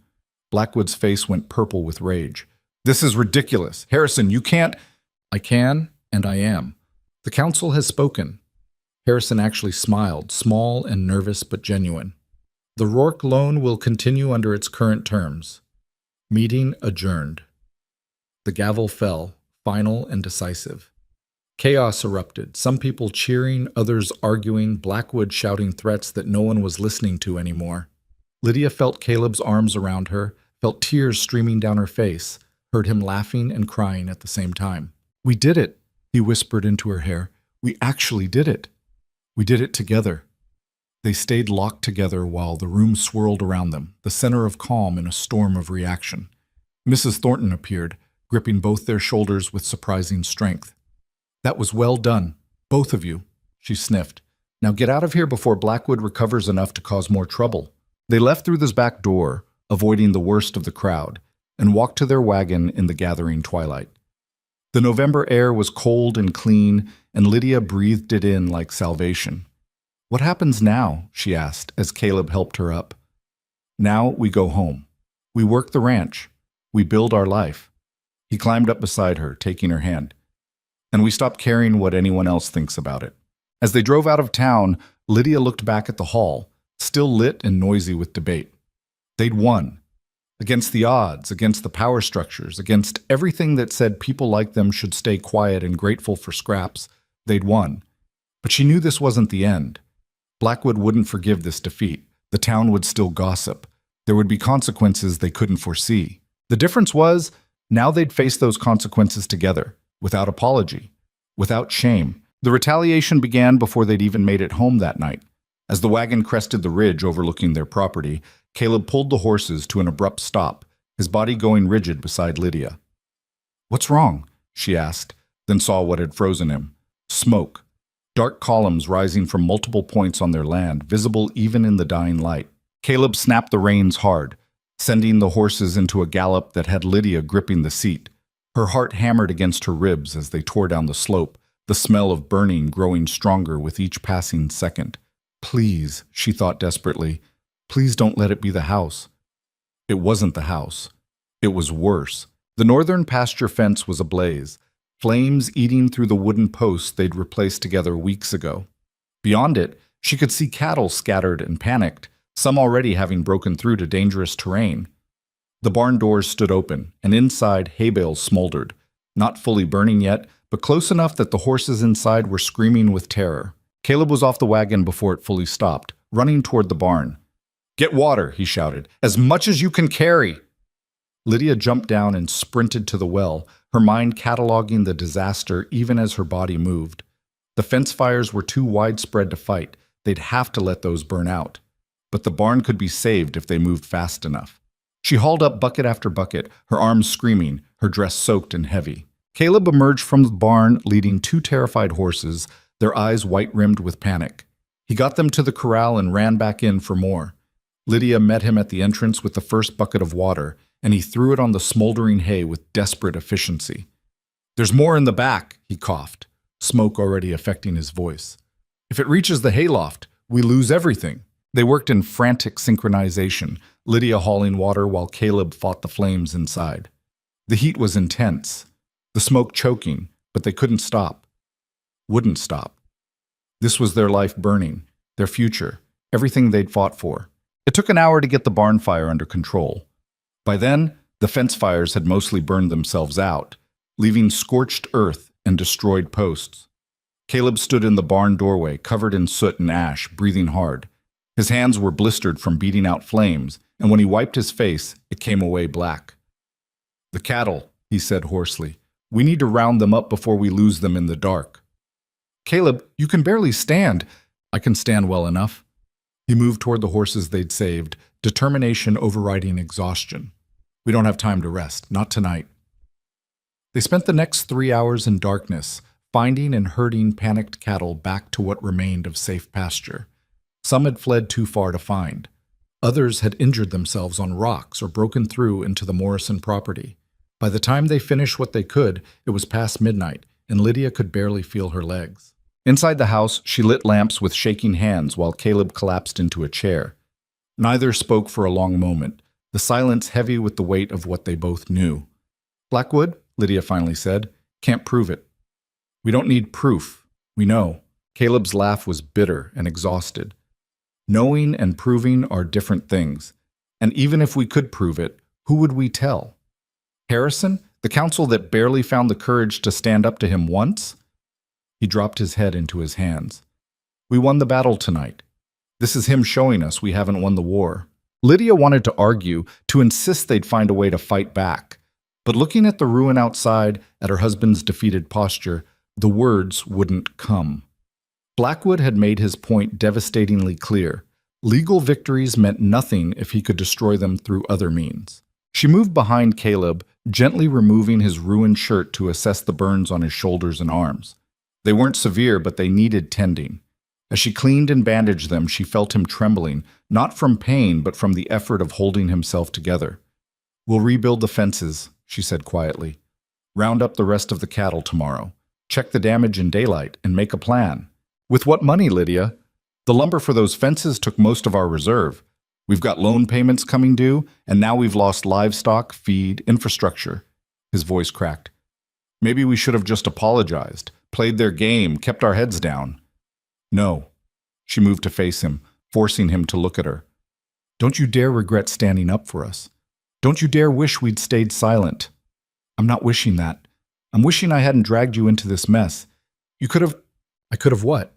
Stayed with my family who treated me like garbage, answered someone else's advertisement, and ended up in a different kind of prison. She gripped his face in both hands. I'm exactly where I chose to be. With you. Fighting for something that matters. That hasn't changed just because Blackwood decided to throw a tantrum. He pulled her close, holding on like she was the only solid thing in a collapsing world. They stayed that way for a long time, drawing strength from each other while the lamp burned low. The knock on the door came at dawn. Lydia answered to find Walter Winters on the porch, his face grim. I heard about the fires, he said without preamble. The whole town's heard. Blackwood's people are calling it an accident. Unfortunate timing. It was arson, Caleb said from behind Lydia. We both know it. I know it. Proving it's another matter. Walter shifted uncomfortably. I came to tell you that Blackwood's not done. He's already working on his next move, trying to get the territorial governor involved, claiming Coldwater's descending into lawlessness because the council won't maintain standards. Lydia felt ice in her veins. The governor could override the council's decision. He could. Probably won't. It's too small a matter for his attention. But Blackwood's also buying up land around your property. Morrison sold him his ranch last night. Others are considering offers. Walter met Caleb's eyes. He's trying to surround you, cut off your access to shared grazing rights, water sources. Make it impossible to operate even if you keep the land. How long do we have? Morrison's sale finalizes in 30 days, but Blackwood's making offers to 3 other neighbors right now. Walter pulled an envelope from his coat. This is from Adelaide Thornton. She wanted you to have it before anyone else saw. Caleb opened it, and Lydia read over his shoulder. Inside was a bank draft for $200 and a note in Mrs. Thornton's angular handwriting. For fence repairs and whatever else you need. Pay me back when you can, or don't. Some fights are worth funding. Give them hell. 8. Lydia's throat tightened. Why would she do this? Because she's been watching Blackwood bully this town for 20 years, and she's tired of it, Walter said. She's not the only one. There are others willing to help, but they're afraid. Blackwood controls too much. The bank, the largest ranches, the supply contracts. Cross him openly, and you risk your livelihood.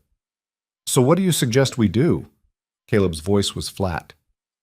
Keep fighting a man who can destroy us without breaking a sweat? I suggest you stop fighting alone. Walter straightened. Blackwood's power comes from people's fear and isolation. Everyone thinks they're the only one who resents him, so nobody bands together. But what if they did? What if you gave them a reason to stand united? How? A town meeting, not the council, an actual community gathering. Present your case not just about the loan, but about everything. Blackwood's land grabs, his intimidation tactics, the way he's been consolidating control. Make it about more than just you and Lydia. Make it about the kind of town Coldwater wants to be. Lydia saw the logic immediately. If people understand they're all targets, not just us, then they might find the courage to push back, Walter finished. It's risky, could backfire spectacularly, but it's better than slowly dying while Blackwood picks you apart piece by piece. Caleb looked at Lydia, a question in his eyes. She nodded. All right, Caleb said. Tell us what we need to do. The next week was a blur of preparation. While Caleb and hired hands, paid with Mrs. Thornton's money, worked to rebuild fences and recover livestock, Lydia coordinated with their growing network of allies. Walter Winters used his bank connections to document Blackwood's land acquisitions and financial manipulations. Mrs. Thornton gathered testimonies from merchants and small ranchers who'd been squeezed by Blackwood's practices. Others contributed stories of intimidation, unfair contracts, and abuse of power. The picture that emerged was damning. For years, Blackwood had been systematically consolidating control of Coldwater, using his wealth to buy up struggling properties, his influence to steer contracts to his allies, and his position at the bank to deny loans to potential competitors. The Rourkes weren't an aberration. They were just the first to fight back publicly. This is substantial, Mayor Harrison said when they presented him with their findings. They'd met in his office, away from prying eyes, and he looked genuinely troubled. If even half of this is accurate— It's all accurate, Mrs. Thornton interrupted. I've got signed statements, financial records, contracts that show systematic abuse. Blackwood's been building an empire on the backs of people too scared to oppose him. Why hasn't anyone brought this forward before? Because you haven't wanted to see it, Harrison, Walter said bluntly. Blackwood makes life easy for those who cooperate. You get favorable treatment, access to his resources, protection from his wrath. It's easier to look away than to risk losing that. Harrison flushed but didn't argue. What are you asking from me? Sanction an official town meeting, Lydia said. Let us present this information publicly. Let people speak. Let the community decide what kind of town they want to be. Blackwood will fight this. Let him fight. Let everyone see what he's willing to do to maintain control. Caleb leaned forward. You told us to apologize, to fall in line. We chose not to. Now we're asking you to make the same choice. Fall in line or stand up. Harrison was quiet for a long moment, his political instincts warring with whatever conscience he possessed. Finally, he sighed. I'll authorize the meeting 2 weeks from today in the town hall, but I can't protect you from the consequences. We're not asking for protection, Lydia said, just a fair chance to be heard. Word of the meeting spread quickly, and the town's reaction was explosive. Blackwood's supporters called it a witch hunt, a personal vendetta disguised as public concern. His opponents, growing bolder now that they weren't alone, welcomed it as overdue reckoning. The tension in Coldwater grew palpable, every interaction charged with the weight of choosing sides. 3 days before the meeting, Lydia was in town picking up supplies when she encountered Mrs. Catherine Winters outside the general store. The woman who'd orchestrated her public humiliation stood frozen on the sidewalk, clearly debating whether to flee or engage.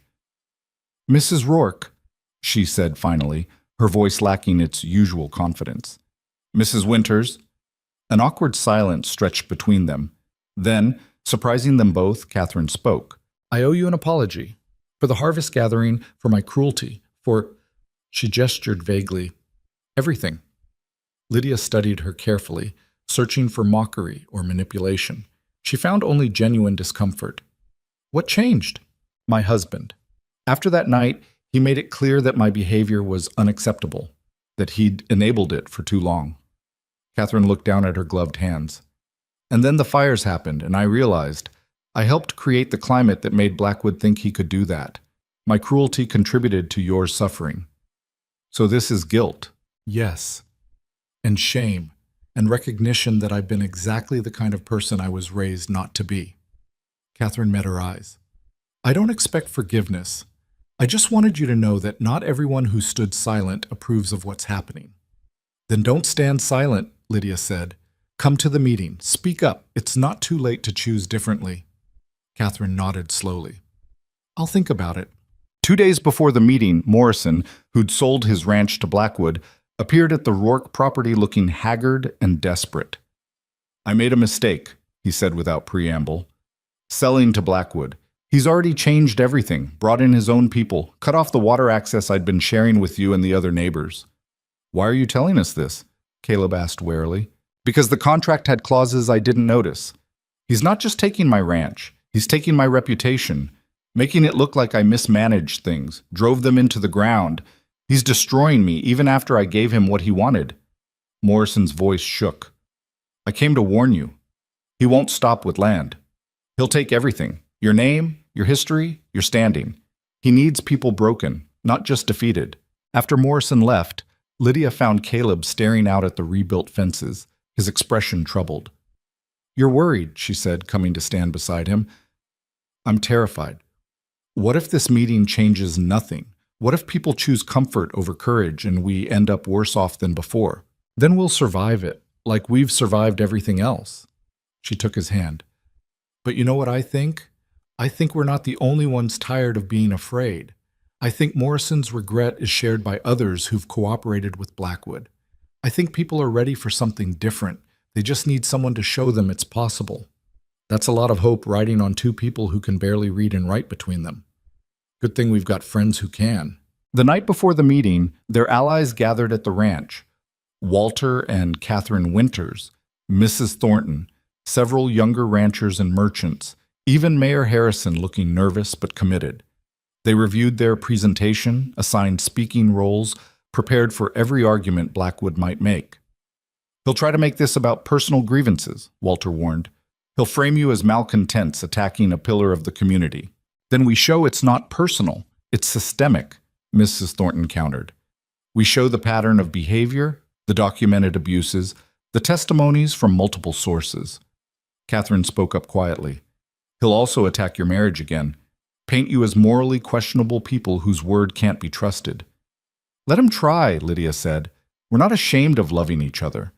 We're not hiding anymore. As the group dispersed into the cold November night, Caleb pulled Lydia aside. Whatever happens tomorrow, I want you to know you've changed my life. Not just by being here, but by showing me what courage looks like. How to stand up instead of just surviving. You taught me the same thing, Lydia said. I came here thinking I was broken, that the best I could hope for was to be useful to someone. You showed me I could be more, that I could matter. They held each other in the darkness, drawing strength for the battle ahead. The town hall was packed beyond capacity when they arrived the next morning. Every seat filled, people standing along the walls, more gathered outside, unable to fit inside.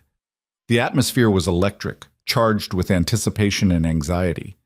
Blackwood sat in the front row, flanked by his lawyers and his most loyal supporters. He looked confident, almost amused, clearly expecting this meeting to reinforce his control rather than challenge it. Mayor Harrison calls the meeting to order, his voice shaking slightly. We're gathered today to address concerns about land use, business practices, and community governance. Multiple parties have requested the opportunity to speak. We'll hear from everyone in turn, then open the floor to discussion. Walter Winters went first, presenting the financial documentation with banker's precision. He showed how Blackwood had systematically acquired property through a combination of aggressive offers and strategic denial of credit to competitors. How he'd created monopolies in key industries, forcing suppliers to choose between his contracts or survival. Mrs. Thornton followed, reading testimony after testimony from people who'd been intimidated, threatened, or economically punished for crossing Blackwood. Store owners denied wholesale access, ranchers frozen out of markets, families forced to sell at unfair prices or lose everything. Then Morrison stood, his shame evident but his voice steady.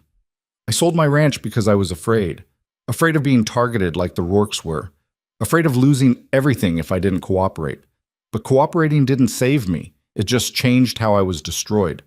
Blackwood doesn't want partners or neighbors, he wants subjects. Caleb spoke next, describing the fires, the sabotage, the systematic campaign to drive them out after they'd refused to apologize for their love. His plain language and obvious sincerity were more powerful than any eloquent speech. I'm not educated, he said. I don't know fancy words or legal terms, but I know right from wrong. And what's happening in this town is wrong. One man shouldn't have the power to destroy lives just because people won't bow to him. Finally, Lydia stood. She'd prepared a speech, practiced it carefully, but standing before the assembled town, she abandoned the script and spoke from her heart. When I came to Coldwater, I was nobody. A plain woman from a family that didn't want her, answering an advertisement from a desperate man. Every person in this room probably looked at me and thought I deserved whatever I got. She saw heads drop, confirming the truth. And maybe I did deserve it. Maybe we all get exactly what our courage earns us. She walked to stand beside Caleb. But somewhere between that train platform and today, I learned something. Being nobody means you have nothing to lose. And people with nothing to lose are the most dangerous people in the world because they can tell the truth without fear. So here's the truth. Richard Blackwood is terrified of you. All of you. He's terrified that if you band together, if you stop being afraid, you'll realize he's just one man with money. That his power only exists because you give it to him. That the moment you decide his approval isn't worth your freedom, he becomes irrelevant. She turned to look directly at Blackwood. You can take our ranch. You can take our livelihood. You can probably even drive us out of Coldwater if you work hard enough. But you can't take what matters most, the fact that we chose each other over your approval, that we'd rather lose everything than live in fear of you. The hall erupted in response. Some shouting agreement, others protesting, the noise building until Harrison's gavel could barely be heard. Order! We need order, Harrison shouted. Mr. Blackwood, you have the right to respond. Blackwood stood slowly, his confidence finally showing cracks. This is nothing but slander from people with personal axes to grind. Every business decision I've made has been legal, documented, and in the best interests of Coldwater's growth. At whose expense? Someone shouted from the crowd. Yeah, how many families have you driven out to make room for your growth? Another voice called. Blackwood's face reddened. I will not be interrogated by a mob. These accusations are baseless. Are they? Walter held up a thick folder. Because I have documentation here of every property you've acquired in the last 5 years. Every loan denied to potential competitors. Every contract steered to your allies. It's all legal, technically, but legality and morality aren't the same thing. The crowd's murmur grew louder. People were connecting dots, seeing patterns they'd ignored before. Blackwood looked around at faces that were no longer friendly, no longer cowed, and something like panic flickered in his eyes. This is absurd. Harrison, I demand you end this circus immediately. I'm sorry, Richard, but they have the floor. Harrison's voice was stronger now, fed by the crowd's energy. And frankly, I think the town deserves answers. Answers? You want answers? Blackwood's composure shattered completely. Fine. Yes, I've built an empire here. Yes, I've acquired property and eliminated competition. That's called business. That's called success. None of you had the vision or the courage to do what I did, and now you resent me for it. We don't resent your success, Mrs. Thornton said coldly. We resent your cruelty. There's a difference between building something and destroying everyone in your path. Catherine Winters stood, her voice trembling, but clear. I've enabled that cruelty. I've mocked people to make myself feel superior, echoed Richard's contempt for anyone who didn't meet his standards. I'm ashamed of it, and I'm done with it. Her husband took her hand, squeezing it supportively. One by one, others stood, people who'd remained silent, who'd cooperated out of fear, who'd told themselves there was no other choice. I was denied a loan to expand my shop because I wouldn't give Blackwood exclusive supplier rights, a merchant admitted. He threatened to destroy my reputation if I sold cattle to anyone but his buyers, a rancher added. He told me my daughter couldn't work at his ranch unless I voted his way on the council, another voice called out. The testimonies came faster, building on each other, creating a damning portrait of systematic abuse. Blackwood looked around wildly, seeing his carefully constructed power structure collapsing. You're all fools, he spat. Without me, this town is nothing. I brought investment, jobs, growth. You brought tyranny, Caleb said quietly, but his voice carried. You built an empire on fear and called it progress. But empires fall, Mr. Blackwood, especially ones built on foundations this rotten. The vote, when it came, was overwhelming. The town council, now bolstered by public pressure, moved to investigate Blackwood's business practices, review contracts for improprieties, and establish community oversight of land acquisitions and loan decisions. They couldn't undo what had been done, but they could prevent it from continuing. Blackwood stormed out, his remaining supporters trailing behind, but their numbers had dwindled dramatically. What had seemed like majority support revealed itself as minority intimidation once people found the courage to stand together. As the meeting dispersed, people approached Caleb and Lydia, some to apologize, some to offer support, some simply to shake their hands and thank them for having the courage to speak first. You did it, Mrs. Thornton said, gripping Lydia's shoulders. You crazy brave fools actually did it. We all did it, Lydia corrected. Every person who stood up, who shared their story, who chose courage over comfort. Walter appeared with paperwork. The bank's board met in emergency session. Blackwood's been removed as majority investor. Your loan terms are secure, and we're offering rebuilding assistance for the fire damage. Caleb stared at the papers, scarcely believing. We can actually keep the ranch? You can keep the ranch. Hell, with Blackwood out of the way, you'll probably thrive. Others too. The playing field's been leveled considerably. They walked out of the town hall into afternoon sunshine that seemed brighter than before. The weight that had pressed down on them for months had lifted, replaced by something that felt dangerously close to joy. Morrison approached hesitantly. Blackwood's threatening to sue me for breach of contract. Says I spoke against him in bad faith. Let him try, Walter said. His legal position just got a lot weaker. Besides, I've got a good lawyer who'd be happy to take your case pro bono. Over the following weeks, Coldwater transformed. Blackwood left town, unable to face the community that had rejected him. His properties were sold off, distributed among multiple buyers to prevent another monopoly. New businesses opened. The town council implemented transparency measures. People who'd been cowed for years rediscovered their voices. The Rourke Ranch flourished. With the loan secure and community support, they rebuilt better than before. Caleb hired 2 steady hands, allowing him time to finally learn reading from Lydia in the evenings. They expanded the herd, improved the land, built a proper home to replace the cabin. But the real transformation was in them.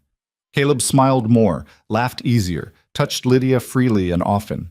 She grew confident, spoke her mind without apology, wore dresses she actually liked rather than ones meant to hide her body. They were still broken in places.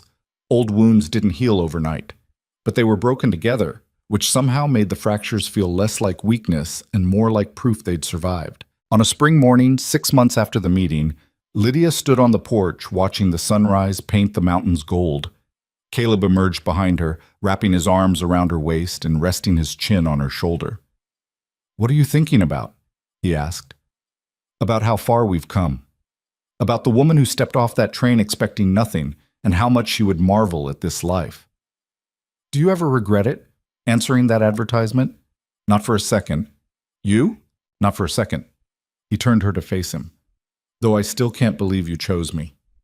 "I didn't choose you because you were perfect. I chose you because you were honest, because you saw me, really saw me, and didn't look away." She kissed him softly. "Best decision I ever made." "Second best," he corrected. "What was first?" "Deciding to fight. Deciding we were worth more than survival." He looked out at the ranch, at everything they'd built and defended.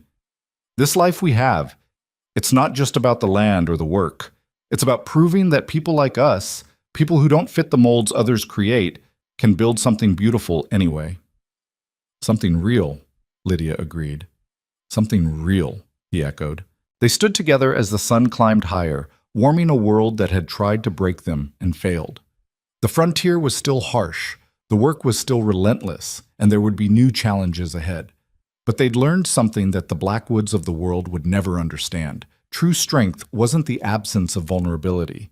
It was the courage to be vulnerable anyway, to love fiercely in a world that punished softness, to stand together when standing alone was safer. In the distance, smoke rose from the Morrison Ranch. Not fire, but cooking smoke from a family reclaiming their land after buying it back at fair price.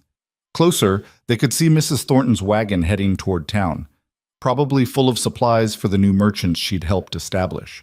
The world was full of people finding their courage, remaking their lives, refusing to settle for less than they deserved. And it had started here, with two unlikely people who'd made a bargain in a harsh land and turned it into something neither had dared dream of. A marriage built not on desperation, but on choice. Not on settling, but on believing they both deserved more. Caleb took Lydia's hand, lacing their fingers together the way he did now, without thinking. "Ready to face the day?" She smiled at him, this hard man who'd learned to be soft, this broken person who'd helped her heal. "With you? Always." They walked inside together, partners in every sense, heading toward whatever the future held with the only certainty that mattered. They would face it side by side, without apology, without shame, exactly as they were. The mail-order bride and the desperate rancher had become simply Caleb and Lydia Rourke, two people who'd defied a town's expectations and rewritten their own story. And in the end, that was worth more than all of Blackwood's empire, more than respectability or propriety or anything else the world said they should want. They had each other. They had their land. They had their truth. And they had won.